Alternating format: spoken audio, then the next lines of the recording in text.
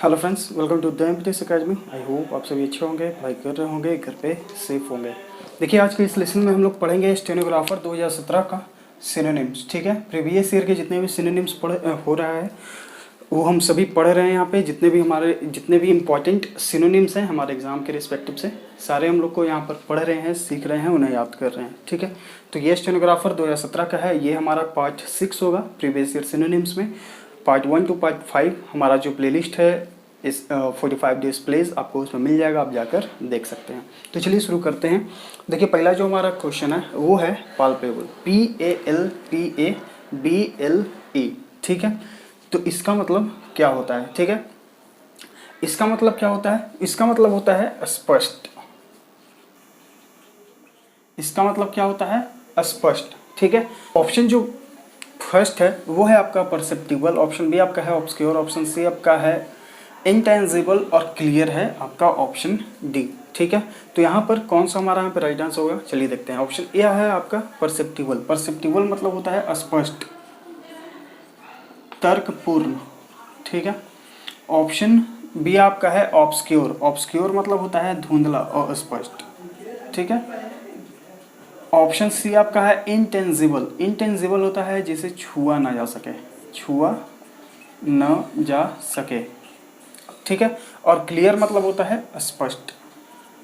ठीक है, तो देखिए यहाँ पे हमारा कौन सा राइट आंसर होगा? तो राइट आंसर हमारा यहाँ पे होगा ऑप्शन ए। ठीक है, पल्पेबल मतलब होता है स्पष्ट या फिर तर्कपूर्ण, और ऑप्शन ए जो है परसेप्टिबल, इसका मतलब भी होता है तर्कपूर्ण। अब यहाँ पर देखिए ऑप्शन डी जो हमारा क्लियर है, यहाँ पर सिर्फ स्पष्ट है। ठीक है, क्लियर मतलब होता है स्पष्ट, जबकि पल्पेबल मतलब होता है स्पष्ट या फिर तर्कपूर्ण। इसलिए जो है यहाँ पर हमारा जो क्लोज आंसर होगा वो होगा आपका ऑप्शन ए। ऑप्शन डी यहाँ पर नहीं होगा। ठीक है, चलिए देखते हैं क्वेश्चन नंबर 2। क्वेश्चन नंबर 2 है फीबल। फीबल मतलब क्या होता है? फीबल मतलब होता है कमजोर। अब यहाँ पर हमारे पास फिर से 4 ऑप्शंस हैं। यहाँ पे कौन सा हमारा यहाँ पे राइट आंसर होगा वो देखते हैं। ऑप्शन ए आपका है स्ट्रॉन्ग। स्ट्रॉन्ग मतलब होता है मजबूत। ऑप्शन बी आपका है रोबस्ट। रोबस्ट मतलब भी होता है मजबूत। ऑप्शन सी आपका है साउंड। साउंड मतलब होता है आवाज़। और ऑप्शन डी आपका है वीक। वीक मतलब होता है कमज़ोर। तो देखिए यहाँ पे हमारा राइट आंसर कौन सा हो जाएगा? राइट आंसर यहाँ पे ऑप्शन डी हो जाएगा। जब तक आपको हर एक वर्ड का अर्थ नहीं पता होगा आप अपने राइट आंसर को चूज नहीं कर पाइएगा असाइनमेंटों को बनाते समय। इसलिए जो है हर एक वर्ड का यहाँ पे अर्थ जानना जरूरी है।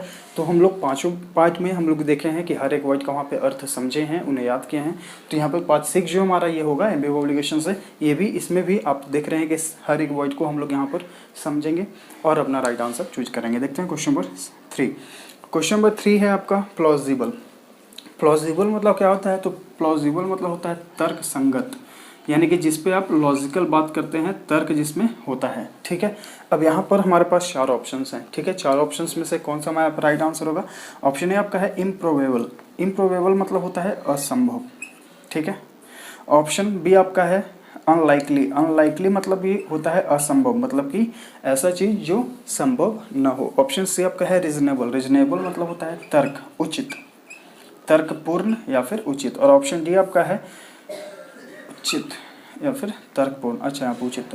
और ऑप्शन डी आपका है प्रिस्पोस्टेरस। ठीक है, पोस्टेरस।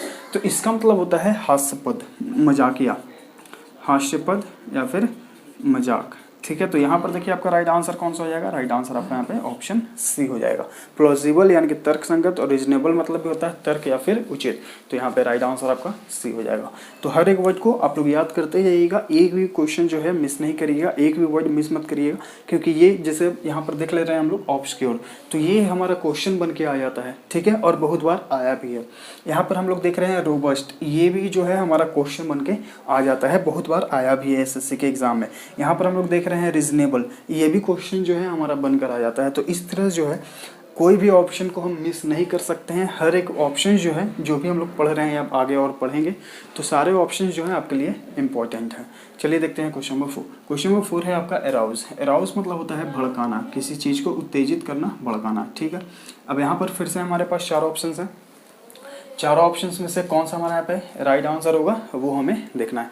तो ऑप्शन ए आपका है डिसइंचेंट। तो डिसइंचेंट मतलब होता है मुंह भंग कर देना, मुंह भंग कर देना, ठीक है। ऑप्शन बी आपका है डिस्करेज यानी कि हतोत्साहित, यानी कि आपका जो साहस है उसे तोड़ देना, हतोत्साहित कर देना, ठीक है, हतोत्साहित कर देना। ऑप्शन सी आपका है कीज, कीज मतलब होता है रोकना, जिससे हम लोग रिसेंटली जो चाइना इंडिया का जो चल रहा था तो कीज फायर मतलब वहाँ पे रोक देना। खैर यहाँ पे युद्ध तो हुआ नहीं था इसलिए कीज फायर का वर्ड जो यूज नहीं हुआ, लेकिन कीज मतलब होता है रोकना और कीज फायर एक है वर्ड जो हमेशा पूछा जाता है OWS में, तो ठीक है। तो कीज फायर मतलब होता है युद्ध विराम यानी कि युद्ध को रोकना, ठीक है। इनसाइट, इनसाइट मतलब होता है भड़काना। तो देखिए यहाँ पे हमारा राइट आंसर कौन सा हो जाएगा, राइट आंसर हमारा यहाँ पे ऑप्शन डी हो जाएगा। एराउज मतलब भड़काना और इनसाइट मतलब भड़काना या फिर उत्तेजना। तो यहाँ पे राइट आंसर डी है। कीज फायर मतलब होता है युद्ध विराम, यहाँ पर लिख दे रहे हैं, ठीक है। आप लोग याद कर लीजिएगा, ये OWS में पूछता है, ठीक है, युद्ध विराम। चलिए देखते हैं क्वेश्चन नंबर 5। क्वेश्चन नंबर 5 है एविडेंट, EVIDENT। एविडेंट मतलब होता है स्पष्ट, एविडेंट मतलब क्या होता है स्पष्ट, ठीक है। अब यहाँ पर आपके पास 4 ऑप्शन फिर से हैं, देखते हैं। ऑप्शन ए अनक्लियर यानी कि अस्पष्ट, ऑप्शन बी आपका है ड्यूबियस यानी कि संदिग्ध, ऑप्शन सी आपका है हिडन यानी कि छिपा हुआ, और ऑप्शन डी आपका है ऑब्वियस, ऑब्वियस मतलब होता है स्पष्ट। तो देखिए यहाँ पे राइट आंसर आपका कौन सा हो गया, राइट आंसर आपका यहाँ पे ऑप्शन डी हो गया। एविडेंट यानी कि स्पष्ट और ऑब्वियस मतलब भी होता है स्पष्ट, ठीक है। तो यहाँ पे जो राइट आंसर हो गया वो आपका ऑप्शन डी हो गया। देखते हैं क्वेश्चन नंबर 6।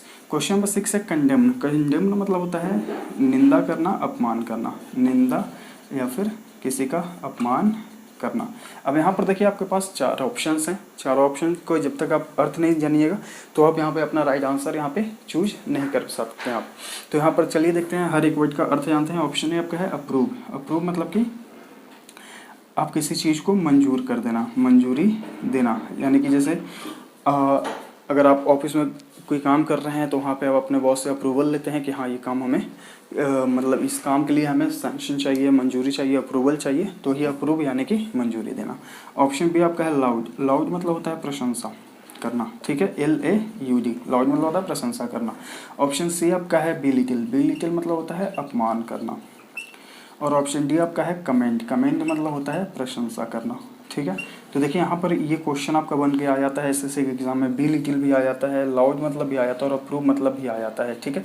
तो हर एक वर्ड आपके लिए इंपॉर्टेंट है। तो यहाँ पर देखिए जो राइट आंसर होगा वो कौन सा होगा, राइट आंसर आपका यहाँ पे ऑप्शन सी होगा, कंडेम्न यानी कि निंदा या फिर अपमान करना, ठीक है। और बी लिटिल मतलब भी होता है किसी का अपमान करना। तो यहाँ पे राइट आंसर हमारा यहाँ पे ऑप्शन सी हो जाएगा। तो देखिए फिर से देख लेते हैं, पाल्पेबल यानी कि स्पष्ट या फिर तर्कपूर्ण, और परसेप्टिबल मतलब भी होता है स्पष्ट या फिर तर्कपूर्ण। तो राइट आंसर यहाँ पे ए हो गया। ऑप्शन क्वेश्चन नंबर 2 है फीबल, फीबल मतलब होता है कमजोर। तो यहाँ पे ऑप्शन डी जो हमारा है वीक, वीक मतलब भी कमजोर, राइट आंसर डी। और क्वेश्चन नंबर 3 है प्लॉजिबल यानी कि तर्क संगत, इसका राइट आंसर रीजनेबल यानी कि ऑप्शन सी तर्क या फिर उचित, ठीक है। और क्वेश्चन नंबर 4 है अराउज यानी कि भड़काना, तो इसका राइट आंसर इंसाइट हो गया, भड़काना, ऑप्शन डी। क्वेश्चन नंबर 5 है एविडेंट यानी कि स्पष्ट, तो इसका राइट आंसर यहाँ पे ऑब्वियस हो गया, स्पष्ट। और क्वेश्चन नंबर 6 है कंडेम्न यानी कि अपमान करना, निंदा करना, तो बिलिटिल मतलब भी होता है अपमान करना, ऑप्शन सी यहाँ पे राइट आंसर हो गया, ठीक है। तो ये है आज के लेसन का इंपॉर्टेंट कुछ वर्ड्स, यानी कि 6 × 5 यानी कि 30 क्वेश्चंस। आज हम लोग 30 वर्ड मीनिंग्स हम लोग बहुत ही कम समय में सीख लिए। आई होप आप इसे अच्छे से याद कर लेंगे, इनका रिवीजन करेंगे, ठीक है। तो वीडियो अगर अच्छा लगा तो लाइक करें और शेयर भी करें अपने स्टडी ग्रुप्स में, ताकि और लोग जो हैं इसे देखें, समझें, सीखें और हमारे साथ जुड़े। मिलते हैं आगे के लेसन में। Thank you.